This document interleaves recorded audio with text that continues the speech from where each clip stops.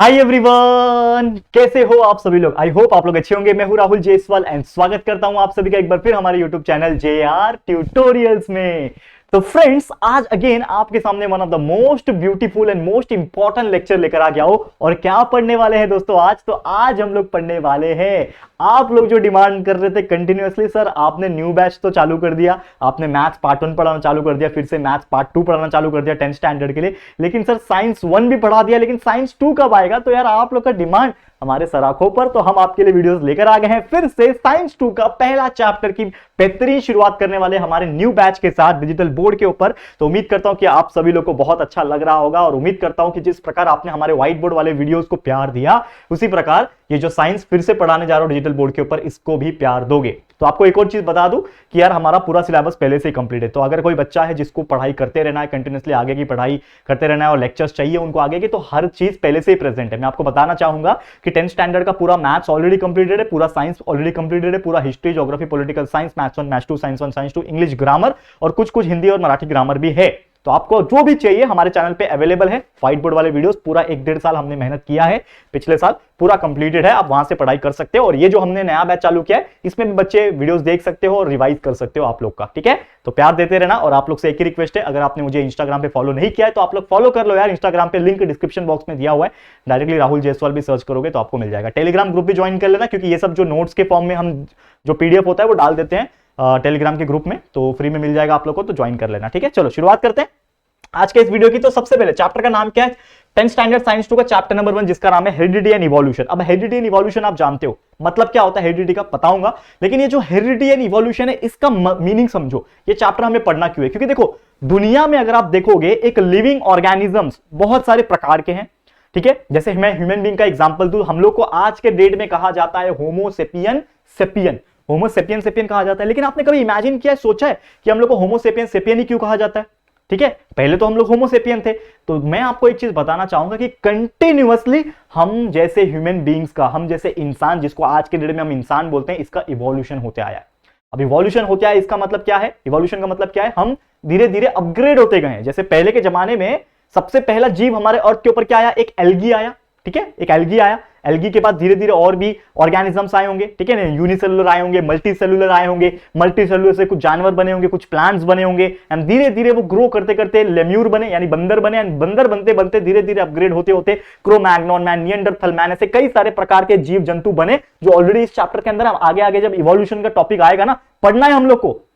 Evolution आने तो दो, अभी इस चैप्टर के अंदर बहुत मजेदार चीज है, मैं आपको बताऊंगा लैमार्किज्म क्या होता है। ऐसे ऐसे बेहतरीन और खूबसूरत टॉपिक है, आप अगर पढ़ोगे दोस्तों, हम जो आपको पढ़ाएंगे इतना अच्छा लगेगा, आप बोलोगे कि वाह यार साइंस क्या बेहतरीन सब्जेक्ट है और हमको कितना मजा आ रहा है। पूरा हिस्ट्री बताऊंगा, हमारा अर्थ का कैसे निर्माण हुआ, ये सभी चीज, ठीक है ना, करोड़ों साल पहले, 8 से 10 करोड़ साल पहले क्या चीज थी, तो ये सभी चीज आपको पता चलेगी इस चैप्टर के अंदर। तो आज तो पहला ही लेक्चर है, हम पढ़ेंगे क्या, आज हम पढ़ने वाले हेरिडिटी क्या होता है, उसके बाद में हम लोग हेरिडिटी चेंजेस, जिसको वेरिएशन भी कहते हैं, वो क्या होता है, उसके बाद हम पढ़ेंगे ट्रांसक्रिप्शन, ट्रांसलेशन एंड ट्रांसलोकेशन क्या होता है, ये बेहतरीन टॉपिक्स हैं, साथ ही में म्यूटेशन पढ़ेंगे। तो आज का वीडियो पूरा हो जाएगा, तो वीडियो को एंड तक देखना है, बारी बारी से देखना है। तो सबसे पहले शुरुआत करेंगे हेरिडिटी से। हेरिडिटी का मतलब क्या होता है मैं आपको बताना चाहूंगा सिंपल वर्ड में। अगर मैं बात करूं, हेरिडिटी एक ऐसा प्रोसेस है जिसके थ्रू हम लोग बोल सकते हैं कि जो डीएनए होता है वो पास होता है पेरेंट से लेके ऑफस्प्रिंग तक। ऑफस्प्रिंग को हम लोग बोलते हैं बच्चा, चाइल्ड, चिल्ड्रन, ठीक है। जैसे कि एग्जांपल के तौर पे अगर मैं बात करूं कि हमारे पेरेंट्स होते हैं, आपने नोटिस किया है कि नहीं, हमारे पेरेंट्स होते हैं, तो हमारे पेरेंट जैसे फादर है हमारे, तो फादर का जो डीएनए होगा वो मेरा जो डीएनए होगा, मेरे फादर का डीएनए और मेरा डीएनए जो होगा वो सेम होगा। क्यों हुआ, क्योंकि मेरे फादर से ही मैं आया हूं ना, मेरे फादर की वजह से ही मैं आया हूं, मतलब हाँ मेरे फादर और मदर दोनों की वजह से आया हूं, लेकिन जो डीएनए होगा वो फादर का आता है, ठीक है।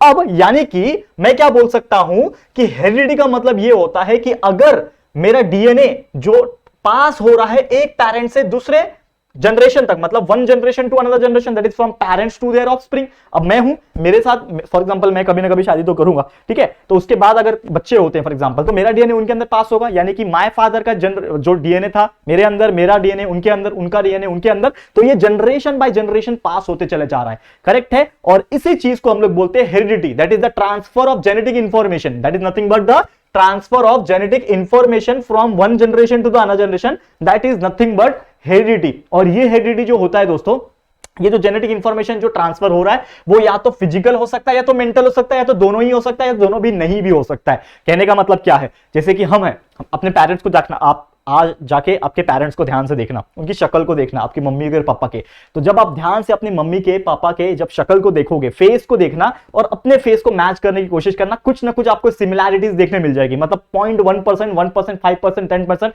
किसी किसी का तो 50-60%। अभी मेरा और मेरे फादर का ऑलमोस्ट देखा जाए 30-40% मैच करता है। ठीक है, क्यों मैच करता है? क्योंकि उनके डीएनए मेरे अंदर है। ठीक है, तो उनका जो जेनेटिक इंफॉर्मेशन था, ठीक है, वो मेरे अंदर आया है। करेक्ट है कि नहीं? तो इसी चीज को बोलते हैं heredity, that is the transfer of characters also. Characters भी ट्रांसफर हो रहे हैं। हो सकता है किसी के बाल अपने मम्मी जैसी हो, किसी के जो बियर्ड आते होंगे, जैसे कि अभी मेरा जो बियर्ड है मेरे फादर जैसा आता है, मतलब मैं बड़ा रख सकता हूं बियर्ड। किसी किसी का मेरे एज में आते आते बियर्ड आता ही नहीं है। मैं 26 का हूं, अभी तक बहुत सारे मेरे फ्रेंड्स हैं जिनका प्रॉपर तरीके से बियर्ड नहीं आया। तो ये भी एक कैरेक्टर है ना, ये भी एक हार्मोनल चीज है। जेनेटिक इंफॉर्मेशन कैरेक्टर्स के थ्रू आया, वो भी पास होके आया है एक जनरेशन से दूसरे जनरेशन। तो ऐसे ये जनरेशन बाय जनरेशन चलते जाता है। ये पूरे मिला के ये सब चीजों को हम लोग क्या बोलते हैं? हेरिडिटी बोलते हैं। करेक्ट है दोस्तों? क्लियर है? तो उम्मीद करता हूं कि ये चीज आपको बहुत बेहतरीन तरीके से समझ में आ गया होगा। आगे बढ़ जाएं। बहुत इजी है दोस्तों, मतलब मुझे ऐसा लगता नहीं है कि साइंस लोग बोलते हैं हार्ड है, लेकिन कुछ हार्ड नहीं होता है, बस आपको अंडरस्टैंडिंग के ऊपर है। कॉन्सेप्ट एक बार समझ लिया, बाकी तो चीजों को आपको लर्न ही करनी है, क्वेश्चन आंसर्स को लर्न ही करना है। लेकिन कॉन्सेप्ट अगर पता है तो वो लर्न करने में जो मजा आता है वो किसी में नहीं आता है। करेक्ट है? चलो नेक्स्ट क्वेश्चन पे जाते हैं, मतलब नेक्स्ट हमारे टॉपिक पे जाते हैं, जो कि है वेरिएशन। अब जैसे मैंने बोला, एक होता है हेरिडिटी, यानी कि जो कैरेक्टर्स हमारे से दूसरे जनरेशन में पास हो रहे, लेकिन कुछ ऐसे भी कैरेक्टर्स होंगे जो पास नहीं होंगे, यानी कि वो क्या रहेगा? वेरिएशन रहेगा, दैट इज हेरिडिटी चेंजेस। अब जरूरी नहीं है ना कि मेरे फादर का जो भी जितने भी कैरेक्टर्स थे वो सभी मेरे अंदर आ जाएंगे। हो सकता है उनका कुछ जेनेटिक इंफॉर्मेशन मेरे अंदर नहीं आया, हो सकता है मम्मी का कुछ आ गया हो, कोई फादर का आ गया होगा, हो सकता है हमारे ग्रैंड पेरेंट्स का आ गया हो, ये भी चलता रहता है। ठीक है, दैट इज। तो ये जो चीजें हो रहा है, जो हेरिडिटी चेंजेस हो रहा है, हो सकता है उसके अंदर कुछ म्यूटेशन आ गया होगा जीन्स के अंदर, तो ऐसा भी होता है। म्यूटेशन का भी एक टॉपिक है जो हमें आज के ही वीडियो में पढ़ना है, लास्ट में पढ़ेंगे। तो ये सब चीजें जो हो रही है, इसका मतलब कहीं ना कहीं मेरा जो हेरिडिटी है वो चेंज हो रहा है, and that is nothing but the variation. The variation का मतलब क्या होता है यहाँ पे? In short, the differences between the parents and the offspring. बच्चों में और पेरेंट्स में जो भी डिफरेंसेस है according to their genetic information, according to their characters, is nothing but variation. समझ में आ रहा है? और यहां पे बात करूं कि हो सकता है उनका नेचर अलग हो, जैसे आपके फादर बहुत शांत हो, आप बहुत गुस्सैल हो, ऐसा भी हो सकता है। हो सकता है आपका फेस कलर अलग हो, आपके फादर का या फिर मदर का जो फेस है वो बहुत अलग हो सकता है आपके पेरेंट्स थोड़े एकदम गोरे हो, आप थोड़े से सावले हो जाओ या फिर काले हो जाओ, ऐसा भी हो सकता है। तो ये सभी चीज जो है ना, वो जेनेटिक इंफॉर्मेशन के चेंजेस होने की वजह से होता है, जिसको हम लोग हेरिडिटी चेंजेस भी बोलते हैं। तो ऐसा भी होता है, जो कि थोड़ा कम चांसेस होता है, लेकिन होता है दोस्तों। ठीक है ना? कलर हो गया, ऐसे कई सारे एक्सप्रेशंस, कई सारे कैरेक्टर जेनेटिक इंफॉर्मेशन के थ्रू चेंज होते रहते हैं, and that is nothing but the variation. Clear है? समझ में आ गया दोस्तों? तो उम्मीद करता हूं कि आपको बहुत मजेदार तरीके से ये चीज समझ में आ गया होगा। आगे बढ़ जाते हैं अगले टॉपिक के ऊपर। अब आप देखो, एक और चीज है कि ये जो पूरा का पूरा जो हेरिडिटी है ना, ये पूरा किसके ऊपर बेस है? हेरिडिटी बात कर लो, जेनेटिक्स बात कर लो, या फिर पूरा का पूरा जो हमारा वेरिएशन बात कर लो, ये पूरा पूरा कहीं ना कहीं ये पूरा फंडा है डीएनए आरएनए, जिसको हम लोग इन शॉर्ट जेनेटिक्स बोल सकते हैं। अब ये जो जेनेटिक्स है ना, उसको भी किसी ने स्टडी किया रहेगा, तो मैं आपको एक बताना चाहूंगा जो कि मोस्ट इंपॉर्टेंट एमसीक्यू है आप लोग के लिए, जो है बोर्ड एग्जाम में पूछा जाएगा, कि एक साइंटिस्ट है, यानी कि बायोलॉजिस्ट बोल लो, जो भी बोलना है बोल लो, जोहान ग्रेगर मेंडल, इनका नाम है जोहान ग्रेगर मेंडल। एक बहुत ही महान बायोलॉजिस्ट माने जाते हैं बायोलॉजी के फील्ड में, जो कि है is the Pioneer of the modern genetics. मतलब इन्होंने ही मॉडर्न जेनेटिक्स में खोज बीज की है, और बहुत सारे जो इंफॉर्मेशन जो है ना, ये इन्होंने बताई है। तो ये क्वेश्चन पूछता है, मैंने देखा है।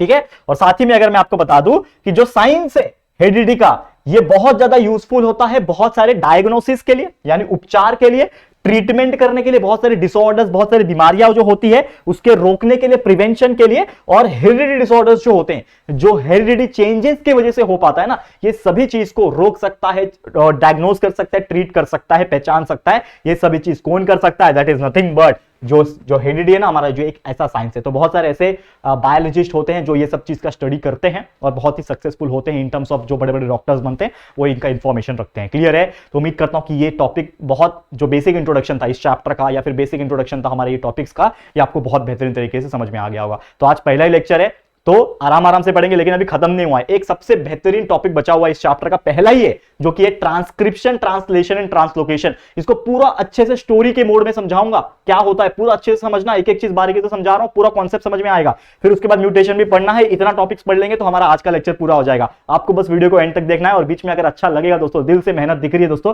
तो प्लीज लाइक करना और शेयर करना, बस इतना ही मैं बोलना चाहूंगा। बस चलो आज आगे बढ़ जाते हैं। अब आप देखो यहां पे जो कि बोल रहा हूं मैं, अगला टॉपिक ट्रांसक्रिप्शन पढ़ना, ट्रांसलेशन पढ़ना, ट्रांसलोकेशन पढ़ना है। तो सबसे पहले ये होता क्या, इसको समझो कि जो ये प्रोसेस होता है, मतलब ट्रांसक्रिप्शन की अगर मैं बात करूं, ट्रांसक्रिप्शन एक ऐसा प्रोसेस है that is of कॉपिंग a segment of DNA into RNA.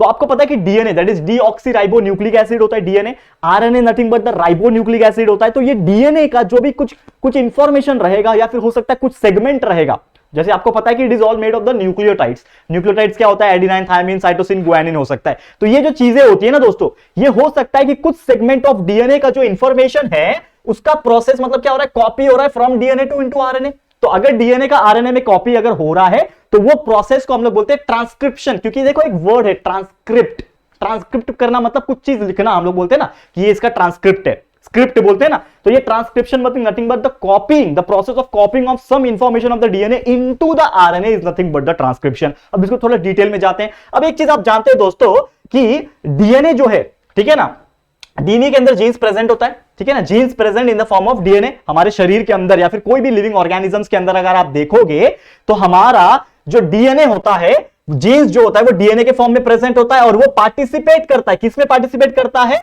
In the functioning of cell and control the structure and function of the body. मतलब पूरा शरीर जो है हमारा क्या, पूरे एनिमल का चाहे प्लांट्स का, हर एनिमल्स का, प्लांट का शरीर के अंदर कुछ ना कुछ कंट्रोलिंग एंड फंक्शंस होते ही है, दैट इज स्ट्रक्चर होता है। जैसे मेरा एक स्ट्रक्चर है, ह्यूमन बीइंग हूं ना मैं भी, तो मेरा एक स्ट्रक्चर है, मेरे बॉडी के अंदर बहुत सारे फंक्शंस हो रहे हैं। तो वो जो स्ट्रक्चर एंड फंक्शंस जो भी हो रहे हैं उसका मेन जो कंट्रोलिंग सेंटर होता है या फिर फंक्शनिंग जो करवाता है, it is nothing but the genes. Genes ही करवाता है, and genes is always present in the form of DNA. लेकिन ये जो भी चीज हो रहा है ना, ये किसके हेल्प से हो रहा है, ये हो रहा है दोस्तों आरएनए की हेल्प से। किसके हेल्प से हो रहा है, आरएनए की हेल्प से हो रहा है। ये भी आपको दिमाग में रखना है। और साथ ही मैं आपको बता दूं कि ये जो भी इंफॉर्मेशन होता है जो प्रोटीन बनने का, दैट इज प्रोटीन सिंथेसिस जिसको बोलते हैं हम लोग, तो प्रोटीन सिंथेसिस होने का जितना भी इंफॉर्मेशन होता है ना, ये पूरा का पूरा स्टोर होता है डीएनए के अंदर। तो मैं आपको बताना चाहूंगा कि जो भी इंफॉर्मेशन प्रोटीन सिंथेसिस का है, क्योंकि आप जानते हो कि हमारे पास प्रोटीन होते ही हैं, शरीर में पूरा प्रोटीन ही प्रोटीन है। अगर आप देखोगे तो प्रोटीन कहीं ना कहीं सिंथेसाइज हो रहा है, बन रहा है। तो सिंथेसाइज जो प्रोटीन हो रहा है उसका भी इंफॉर्मेशन जो होता है, जेनेटिक इंफॉर्मेशन, वो किस में स्टोर हो रहा है, डीएनए के फॉर्म में स्टोर हो रहा है। ये आपको ध्यान में रखना है। एंड साथ ही में बताओ कि ये जो भी प्रोटीन जो डीएनए के फॉर्म में स्टोर हो रहा है ना इंफॉर्मेशन, ये प्रोटीन जो होता है ये बनता कहां है, डीएनए के द्वारा बनता है। और किसके थ्रू बनता है, आरएनए के थ्रू बनता है। ये भी आपको याद रखना है। आपको याद है ना, राइबोसोम आपने पढ़ा था, लगभग वैसे ही है, ठीक है ना, 8th में पढ़ा था, ठीक है। और यही सब चीज जो पूरा प्रोसेस होता है ना, इसी को बोलते हैं दोस्तों सेंट्रल डोग्मा। क्या कहते हैं, इसी को बोलते हैं सेंट्रल डोग्मा। ये जो प्रोसेस मैंने आपको बताया अभी अभी, इसको हम लोग क्या बोलेंगे, सेंट्रल डोग्मा बोलेंगे। और हमेशा याद रखना कि जो न्यूक्लियोटाइड्स होता है उसका जो सीक्वेंस होता है ना, किसके अंदर, mRNA, that is messenger RNA. 3 type के आरएनए होते हैं, एमआरएनए, आरआरएनए और tRNA. MRNA messenger RNA, rRNA ribosomal RNA जिसमें प्रोटीन सिंथेसाइज होता है, tRNA nothing but transfer RNA. Correct है, ये पढ़ा है यार हमने 8वीं में, 9वीं कुछ पढ़ा होगा। नहीं पढ़ा होगा तो सब चीज तो रिवाइज ऑलमोस्ट मैं करा ही देता हूं, जैसे कि आप जानते ही हो, बहुत फास्ट फास्ट बोलता हूं, सब चीज कवर हो जाता है, ठीक है। चलो, तो जैसे मैंने बोला न्यूक्लियोटाइड्स का जो सीक्वेंस है ये एमआरएनए के अंदर जो होता है वो प्रोड्यूस होता रहता है कंटिन्यूअसली। एंड साथ ही में ये हमेशा कॉम्प्लीमेंट्री होता है, किसके साथ, डीएनए के साथ। डीएनए का जो स्ट्रैंड होता है, डबल स्ट्रैंडेड डीएनए होता है, ये देख रहे हो आप, that is double stranded DNA. तो हमेशा वो उसके लिए क्या होता है, कॉम्प्लीमेंट्री होता है, मतलब साथ साथ में ही रहता है, साथ साथ में ही चलता है। और आपको एक सबसे इंपॉर्टेंट डिफरेंस बताता हूं, क्या, ट्रांसक्रिप्शन जो मैंने डेफिनेशन बताया ना, इसमें एक और सबसे इंपॉर्टेंट डेफिनेशन जोड़ लो। क्या बोलता है कि आपको एक चीज पता होगा, यहां पे मैं टॉप पे लिखता हूं, that is adenine, thymine, cytosine and guanine, ATCG जिसको बोलते हैं, ATCG, adenine, thymine, cytosine and guanine. ये है क्या, बताओ मुझे, ये क्या है, दैट इज अ न्यूक्लियोटाइड्स। ये न्यूक्लियोटाइड्स है, जैसा कि आप जानते हैं ये प्रेजेंट होता है हमारे डीएनए के अंदर, एडेनाइन, थायामीन, साइटोसिन, गुआनिन। अगर ये जो एटीसीजी है ये किस में प्रेजेंट होता है दोस्तों, ये डीएनए में प्रेजेंट होता है, दैट इज आपके डीएनए मॉलिक्यूल्स में प्रेजेंट है। लेकिन अगर ऐसा हुआ कि यहां से जो थायामीन है ये निकल के ना इसके जगह पे क्या आ गया भाई साहब, यू आ गया, that is nothing but the uracil. क्या आ गया, यूरासिल आ गया। मतलब क्या बोल रहा है कि if there is a uracil in RNA instead of thymine of DNA, मतलब क्या बोल रहा है कि अगर मेरा एटीसीजी जो डीएनए में था, अगर टी के जगह पे यू आ गया, दैट इज यूरासिल हो जाएगा, तो वो कहलाएगा आरएनए। मतलब इन शॉर्ट डीएनए और आरएनए में फर्क क्या हो जाएगा, डीएनए में होता है ATCG, that is adenine, thymine, cytosine and guanine. RNA में होता है AUCG, that is adenine, U uracil, C cytosine and G guanine. ये आपको याद रखना है, करके याद रखना है। और ये जो पूरा प्रोसेस है ना, जो आरएनए का ये प्रोसेस जो है, आरएनए सिंथेसिस का, आरएनए के बनने का, इसी को बोलते हैं दोस्तों ट्रांसक्रिप्शन। ये था आपका सबसे पहला टॉपिक, क्लियर है। मजा आया कि नहीं मजा आया, बताओ कमेंट करके यार। इतनी बेहतरीन तरीके से चीजें दे रहे हैं ना, आपको मजा आ जाएगा साइंस पढ़ के आज। ठीक है, क्लियर है। आगे बढ़ जाए तो ट्रांसक्रिप्शन समझ में आ गया। अब इसी को आगे रिलेट करेंगे हमारे ट्रांसक्रिप्शन से, सॉरी ट्रांसलेशन से। ट्रांसक्रिप्शन तो समझ में आ गया, अब ट्रांसलेशन एंड ट्रांसलोकेशन बाकी। आप देखो इसको समझो। अब मैंने आपको एक चीज बताया, ट्रांसक्रिप्शन, ठीक है, mRNA का जो रोल था वो भी थोड़ा बहुत आपको समझ में आ रहा होगा। लेकिन एक और चीज सोचो कि ट्रांसलेशन का मीनिंग क्या हो सकता है। ट्रांसलेशन मतलब कुछ तो ट्रांसलेट कर रहा होगा, बेसिक इंग्लिश है, ट्रांसलेट कर रहा होगा। तो बेसिकली यहां पे हो क्या रहा है कि जो भी आपका mRNA जो था, मैं आपको बताना चाहूंगा क्लियर कट, यहां पे जो mRNA था मैं आपको बता दूं कि ये जो न्यूक्लियस में जो ये फॉर्म हो रहा है, ये किसके अंदर आ रहा है? It comes in the cytoplasm. जो सेल होता है, सेल के बाहर का जो एरिया होता है न्यूक्लियस छोड़ के, आपको पता है इसको साइटोप्लाज्म बोलते हैं। तो ये जो mRNA है मैं आपको बताना चाहूंगा, ये न्यूक्लियस के अंदर जो फॉर्म हो रहा है वो किसके अंदर आ रहा है? साइटोप्लाज्म के अंदर आ रहा है। एंड साइटोप्लाज्म के अंदर आने के बाद वो क्या कर रहा है? कोडेड मैसेज को लेके आ रहा है। ठीक है, वो क्या लेके आ रहा है? Coded message. और किसका मैसेज लेके आएगा? वो लेके आएगा अमाइनो एसिड का। मुझे बताओ अमाइनो एसिड ही क्यों लाएगा? क्योंकि यार अमाइनो एसिड से ही प्रोटीन सिंथेसिस होता है। करेक्ट है, देखो बोल बोल के हालत खराब हो गया। अमाइनो एसिड से ही प्रोटीन सिंथेसिस होता है। तो ये जो मैसेज लाएगा, कौन लाएगा? दैट इज mRNA जो साइटोप्लाज्म में एंटर हुआ, ये कौन सा मैसेज लेके आएगा? ये लेके आएगा अमाइनो एसिड का एक मैसेज लेके आएगा। और यही मैसेज के अंदर क्या होता है? कोड होता है। जैसे मैंने बोला कोडेड मैसेज ला रहा है, तो इसके अंदर क्या होता है? कोड होता है। किस चीज का? अमाइनो एसिड का कोड होता है। और यही जो कोड होता है ना दोस्तों, मैं आपको बता दूं, हर एक न्यूक्लियोटाइड जो होता है, ठीक है, हर एक जो मैसेज जो होता है, जो कोड हो रहा है ना, नॉर्मली किससे बन रहा है? यहाँ पे 3 न्यूक्लियोटाइड से बन रहा है। मतलब जितने भी कोड है, इसके पास क्या है? Each code has 3 nucleotides. क्या है? इसके पास 3 न्यूक्लियोटाइड है। क्या प्रेजेंट है? 3 न्यूक्लियोटाइड प्रेजेंट है। और इसीलिए इस कोड के पास 3 न्यूक्लियोटाइड होने की वजह से इस चीज को बोलते हैं दोस्तों ट्रिपलेट कोडॉन। क्या कहते हैं दोस्तों? Triplet codon. ये याद रखो, ये सबसे इंपॉर्टेंट चीज है। क्या याद रखोगे? इस चीज को हम लोग क्या बोलते हैं? ट्रिपलेट कोडॉन बोलते हैं। अब ये ट्रिपलेट कोडॉन का फंडा तो समझ में आ गया होगा। तो एक हमारे बायोलॉजिस्ट थे, हमारे इंडियन ओरिजिन के, एक बहुत महान साइंटिस्ट थे, जिनका नाम क्या था? डॉक्टर हरगोविंद खुराना। डॉक्टर हरगोविंद खुराना एक बहुत महान हमारे इंडिया के ओरिजिन रखने वाले, हमारे इंडिया ओरिजिन के रखने वाले साइंटिस्ट थे। उन्होंने क्या बताया था कि यानी कि जो ये जितने भी ट्रिपलेट कोडॉन है ना, ये कहीं ना कहीं अमाइनो एसिड से ही होते हैं। और ये अमाइनो एसिड हमारे पास कितने हैं? 20 अमाइनो एसिड्स। ठीक है, अमाइनो एसिड कितने प्रेजेंट है? 20 ऐसे अमाइनो एसिड्स प्रेजेंट होते हैं। और ये जो ट्रिपलेट कोडॉन जो होता है दोस्तों, इसके लिए इन्होंने बताया था कि ट्रिपलेट कोडॉन कैरी करता है 20 अमाइनो एसिड। और मैं आपको एक और चीज बता दूं कि ये जो चीजें डॉक्टर हरगोविंद खुराना ने जो किया था ना, उनके लिए, इसके लिए उनको नोबेल प्राइज मिला था। क्या मिला था? ये एक्स्ट्रा क्वेश्चन में पूछा जा सकता है। क्या मिला था? नोबेल प्राइज मिला था। कौन से ईयर में मिला था? याद रखना, ईयर था दोस्तों 1968। बहुत सारे साइंटिस्ट के साथ में इनको क्या मिला था? अवार्ड मिला था। 1968 में इसको अवार्ड मिला था। अब यानी कि अब यहां पे क्या हो रहा है कि हर आरएनए जो है, जैसे कि मैंने बोला, ईच mRNA जो है, बहुत सारे mRNA जो है, ये किससे बन रहे हैं? हजारों ट्रिपलेट कोडॉन से बन सकते हैं, क्योंकि यार ट्रिपलेट कोडॉन के पास 20 अमाइनो एसिड्स है। और ये हर mRNA थाउजेंड्स ऑफ किससे बन रहा है? ट्रिपलेट कोडॉन से बन रहा है। बहुत सारे ट्रिपलेट कोडॉन होंगे, ठीक है ना, जिसके पास 3-3 न्यूक्लियोटाइड प्रेजेंट होंगे। और ये हजारों की मात्रा में जो ट्रिपलेट कोडॉन प्रेजेंट है ना, ये क्या करता है? mRNA जो है मैसेज पहुंचाता है। किसके थ्रू पहुंचाएगा? क्योंकि जब मैसेज पहुंचाना है, जब मैसेज पहुंचाना है तो कोई मैसेज पहुंचाने वाला होना चाहिए। ठीक है, तो मैसेज पहुंचाने वाला कौन रहेगा भैया? हम आ गए, हमको सब आता है। क्या नाम है इसका? tRNA, that is transfer RNA. तो M का काम है मैसेज लाना, मैसेंजर आरएनए। T का काम है ट्रांसफर करना, दैट इज पहुंचाना। तो ट्रांसफर आरएनए क्या करेगा? tRNA क्या करेगा? मैसेज पहुंचाएगा। लेकिन मैसेज पहुंचाने के लिए उसको मैसेज समझ में भी आना चाहिए ना। जैसे समझ लो मैं एक बंदा हूं, मैं एक सर हूं, ठीक है, हो सकता है हमारे जो कॉमर्स वाले सर है, क्या नाम है? गौरव सर। तो दूसरे गौरव सर है। अब मैंने गौरव सर को कुछ इंफॉर्मेशन दिया और गौरव सर को मैं बोलूंगा कि ये जो मैसेज है ना, हमारे जो तीसरे सर है संजीव पांडे सर, उनको इंफॉर्मेशन दो। लेकिन अगर गौरव सर को समझ में ही नहीं आया कि मैंने बोला क्या, उन्होंने डिकोड नहीं किया उस मैसेज को, तो वो कहां से पहुंचाएंगे? इसीलिए सेम उसी प्रकार समझ लो कि ये जो tRNA है भैया, इसके पास मैसेज आया, लेकिन मैसेज क्या है? Coded information. कोडेड इंफॉर्मेशन है भैया, तो भाई इसको डिकोड करना पड़ेगा। तो उसको डिकोड करने के लिए इस भाई साहब के पास, यानी tRNA के पास क्या होता है? एंटीकोडॉन होता है। क्या होता है दोस्तों? एंटीकोडॉन। याद रखो इसको, tRNA के पास क्या है? एंटीकोडॉन। तो एंटीकोडॉन क्या है? उस tRNA के पास है। अब उसको क्या करेगा? वो मैसेज को लेगा, डिकोड करेगा और उसको आगे भेजेगा, यानी ट्रांसफर करेगा। और यही जो पूरा का पूरा जो प्रोसेस है ना दोस्तों, ये जो पूरा का पूरा प्रोसेस जो हो रहा है ना, इसी को हम लोग बोलते हैं दोस्तों, याद रखना, ट्रांसलेशन। क्या किया उसने? ट्रांसलेट किया। तो इसको ही हम लोग बोलेंगे ट्रांसलेशन। समझ में आया कि नहीं ट्रांसलेशन? बताओ कमेंट करके। बहुत मजेदार, बहुत मजेदार आया। ठीक है ना। आज एनर्जी लेवल भी फुल है और आपको उम्मीद कर रहा हूं मजा भी आ रहा होगा। ठीक है, ट्रांसलेशन समझ में आ गया। अब इसी को आगे बढ़ाएंगे, देखते हैं क्या कर रहा है। mRNA क्या किया, मैसेज को आगे किया, ट्रांसफर आरएनए के थ्रू भेज दिया। अब आगे क्या हो रहा है, ट्रांसलोकेशन आ रहा है। तो ट्रांसलोकेशन मतलब लोकेशन को कहीं ना कहीं शिफ्ट कर रहा होगा, ट्रांसफर कर रहा होगा, समझ में आ रहा है। तो उसी का खेल है पूरा। तो यानी कि यहां पे जो ट्रांसलेशन हो गया, तो उसके बाद क्या हुआ कि ये जो अमाइनो एसिड, जो टीआरएनए मेरा क्या लेके आया, ट्रिपलेट कोडॉन अमाइनो एसिड लेके आया।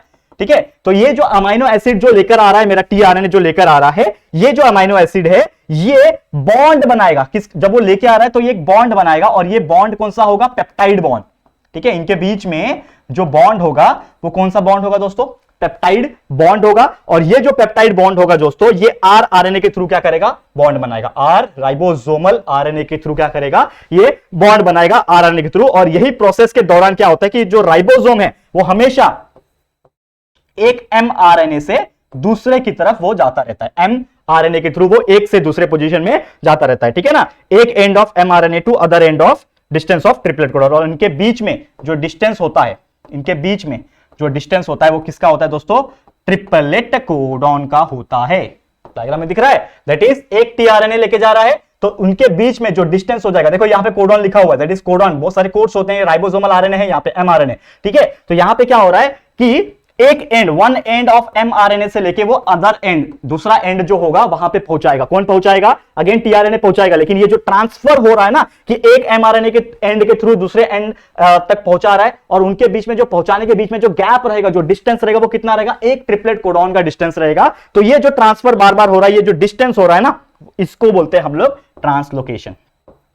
इसी को क्या बोलेंगे, ट्रांसलोकेशन। देखो एनर्जी लेवल अभी डाउन हो गई, लेकिन कोई बात नहीं, एक टॉपिक और लेना है, ले लेंगे। ट्रांसलोकेशन आपको समझ में आ गया, तो मतलब हमारा पूरा जो बेहतरीन टॉपिक था, ट्रांसक्रिप्शन, ट्रांसलेशन, ट्रांसलोकेशन, ये पूरा क्लियर है। अब चलते हैं हमारे एक आखिरी टॉपिक के ऊपर जो हमें पढ़ना है, जिसका नाम है म्यूटेशन। ये वर्ड आपने कार्टून्स वगैरह में सुना होगा, म्यूटेट हो गया। अरे इसके अंदर म्यूटेट हो गया, बेंटेन आता था पहले, बचपन में देखता था बेंटेन। ठीक है, उसमें बहुत सारे एलियंस म्यूटेट हो जाते थे। तो यहां पे भी वही सीन है कि आपको पता है, जैसे हमने अभी पढ़ा कि हेरिडिटी का मतलब क्या था, transfer of characters from one generation to another generation. ठीक है, यही था हमारा हेरिडिटी का मतलब। लेकिन ये जो हेरिडिटी का मतलब है दोस्तों, इसमें लिविंग ऑर्गेनिज्म बहुत सारे हैं, लिविंग ऑर्गेनिजम्स कई सारे हैं। तो लिविंग ऑर्गेनिजम्स के अंदर जो बहुत सारे सेल्स प्रेजेंट है, हो सकता है इन्हीं सेल्स के अंदर कुछ ना कुछ क्या हो रहा है, चेंजेस आ रहा है। ये जो सेल्स है, सेल्स के अंदर जो बहुत सारे जीन्स प्रेजेंट है, इनके अंदर क्या हो रहा है, हो सकता है बहुत सारे चेंजेस हो रहे हैं। करेक्ट है, क्या हो रहा है, बहुत सारे चेंजेस हो रहे हैं। अब कुछ भी हो सकता है इसके अंदर। अगर हम बात करें, जब वो एक जनरेशन से लेके, मतलब हमारा जो वन जनरेशन था उससे लेके वो सेकंड जनरेशन तक जा रहा है, अगर तो सेकंड जनरेशन तक जा रहा है, मतलब हमारा जो ट्रांसफर ऑफ जेनेटिक इंफॉर्मेशन हो रहा है, जीन्स के थ्रू हो रहा है, डीएनए के थ्रू हो रहा है, तो हो सकता है उसके अंदर क्या हो रहा है, कुछ चेंजेस हो रहा है। चेंजेस कैसे होगा, जैसे कि यहाँ पे डायग्राम आप देख पा रहे हो कि हमारा मेन सीक्वेंस ऐसा था, लेकिन हो सकता है कि कुछ पर्टिकुलर कोडॉन्स, कुछ पर्टिकुलर न्यूक्लियोटाइड्स की जगह पे रिप्लेस होके कुछ नया आ जाए। तो रिप्लेस होके जब नया आ जाएगा तो मतलब चेंजेस हो जाएगा। तो जैसे कि आप बोलते हो ना कि मेरे फादर या फिर मदर से मेरी शक्ल किसी से भी नहीं मिलती। क्यों नहीं मिलती भैया, क्यों नहीं मिलती, क्योंकि आपके अंदर हो गया है म्यूटेशन। मतलब आपके अंदर नहीं, वो आपके जेनेटिक इंफॉर्मेशन जो सेल था जीन्स के अंदर हो गया म्यूटेशन। अब म्यूटेशन हो गया तो वो आपका चेंज हो गया। लेकिन सबसे ज्यादा जो म्यूटेशन होता है वो क्या पैदा करता है, वो बीमारी पैदा करता है, यानी कि वो पैदा करता है डिसऑर्डर। जैसे कि आपने एक बीमारी का नाम सुना होगा, सिकल सेल एनीमिया। ठीक है ना, सिकल, स्पेलिंग चेक कर लेना, सिकल सेल एनीमिया। तो एनीमिया तो आप जानते ही हो कि ब्लड की कमी हो जाना, हेमोग्लोबिन की कमी हो जाना एनीमिया। लेकिन एक सिकल सेल एनीमिया होता है जिसमें क्या होता है कि उसके जो जेनेटिक इंफॉर्मेशन, जो सेल्स के अंदर जेनेटिक इंफॉर्मेशन होता है, उसके अंदर सर्टेन चेंजेस आ जाता है। तो वो जो चेंजेस हो रहा है उसी को हम लोग क्या बोलते हैं, म्यूटेशन होता है। और ये म्यूटेशन की वजह से वो जो बीमारी है वो और खतरनाक होता है। एक लेटेस्ट एग्जाम्पल बताता हूं कोविड का। ठीक है ना, कोरोना वायरस आपने नाम सुना है। ठीक है, कोरोना वायरस आपने सुना कि सबसे पहले कोरोना वायरस आया, अल्फा वेरिएंट आया, फिर क्या बीटा आया, फिर क्या आया, पता नहीं, मैं तो ऐसे ही बोल रहा हूं, मुझे मालूम नहीं है, लेकिन ऐसे ही कुछ तो आ रहा था। अल्फा आया, बीटा आया, डेल्टा आया। ठीक है ना, डेल्टा नहीं, ऐसे नहीं लिखते डेल्टा को, डेल्टा को ऐसे लिखते, करेक्ट। डेल्टा आया, फिर ओमिक्रॉन आया। ठीक है ना, ओमिक्रॉन आया, अभी पता नहीं और कौन सा एक नया आया। मतलब ये क्या कर रहा है बताओ मुझे, ये वायरस तो एक ही था ना, कोविड का ही वायरस था, लेकिन ये क्या कर रहा है, अपने आप को म्यूटेट कर रहा है। समझ में आ रहा है, लेटेस्ट एग्जांपल बता रहा हूं आपको। तो ये क्या कर रहा है, ये जो वायरस है, इसके जेनेटिक इंफॉर्मेशन के अंदर, वायरस भी एक लिविंग थिंग है ना, तो ये भी एक तरीके से क्या कर रहा है, इसका जो जीन्स होगा, इसके जेनेटिक इंफॉर्मेशन के अंदर कुछ ना कुछ म्यूटेशन हो रहा है, कुछ चेंजेस हो रहा है, एंड इसी की वजह से वो और अपग्रेड होते जा रहा है। तो या तो अपग्रेड होगा या तो डिग्रेड होगा। जैसे कि एक डेल्टा आया था, बहुत खतरनाक था, डेल्टा आया था, डेल्टा प्लस आया था, तो ये बहुत खतरनाक था। लेकिन उसके बाद जब वो ओमिक्रॉन बन गया तो वो एकदम ठंडा हो गया। ठंडा हो गया मतलब सबको फैल रहा था, फास्ट है, उसका स्प्रेडिंग बहुत फास्ट है, लेकिन उसका जो खतरनाक जो था, क्या बोलते हैं उसको इंग्लिश में, डेंजरस जितना होना चाहिए था उतना नहीं था वो। क्लियर है, समझ में आ गया। तो यही पूरा फंडामेंटल चीजों को हम लोग क्या बोलते हैं, क्या बोलते हैं, म्यूटेशन बोलते हैं। करेक्ट है, समझ में आ गया। इसी चीज को हम लोग क्या बोलते हैं, म्यूटेशन बोलते हैं। करेक्ट है, समझ में आ गया होगा। तो चलो यार, मैं भी थक गया। आज का वीडियो फिर इसी के साथ हम समाप्त करते हैं। Thank you so much for watching this video. और उम्मीद करता हूं कि जैसा आपने सोचा था कि साइंस 2 का वीडियो राहुल सर के साथ इस प्रकार पढ़ेंगे, तो उम्मीद करता हूं कि वो जो एक्सपेक्टेशन था उससे ऊपर ही आज मैंने परफॉर्म किया है। और उम्मीद करता हूं कि आज आपको बहुत मजा आया होगा पढ़ के मेरे साथ। तो बस आपसे एक ही रिक्वेस्ट है कि आज का लेक्चर तो चलो मैं इसी के साथ समाप्त करता हूं, लेकिन अगला लेक्चर आएगा जिसमें इवोल्यूशन पढ़ना है। अर्थ कैसे आया, अर्थ के ऊपर इंसान कैसे आए, कैसे कितने साल पुराने, ये सभी चीज पढ़ना, मजा आने वाला है हमारे साथ। लेकिन बने रहना, हर एक चीज कॉन्सेप्ट का भी कॉन्सेप्ट समझाऊंगा, जो चैप्टर में नहीं है वो भी बहुत सारी चीज बता रहा हूं कि नहीं बता रहा हूं। तो वो सभी चीज पढ़ना है तो हमारे साथ बने रहना, प्यार दिखाते रहना। ये वीडियो आपको कैसा लगा प्लीज कमेंट करना। वीडियो पसंद आया तो प्लीज वीडियो को लाइक करना और जितना हो सके दोस्तों के साथ शेयर करना, क्योंकि ऐसा क्वालिटी के साथ एक्सप्लेनेशन कहीं नहीं मिलेगा। तो please share to everyone and उनको भी बोलो आगे शेयर करने के लिए। और अगर फर्स्ट टाइम आए हो चैनल पे, चैनल को सब्सक्राइब नहीं किया तो फटाफट से हमारे चैनल को सब्सक्राइब कर देना, बाजू में बेल आइकन को भी प्रेस कर देना। ठीक है दोस्तों, तो जल्दी मिलेंगे हमारे न्यू वीडियो में। तब तक के लिए thank you and good bye.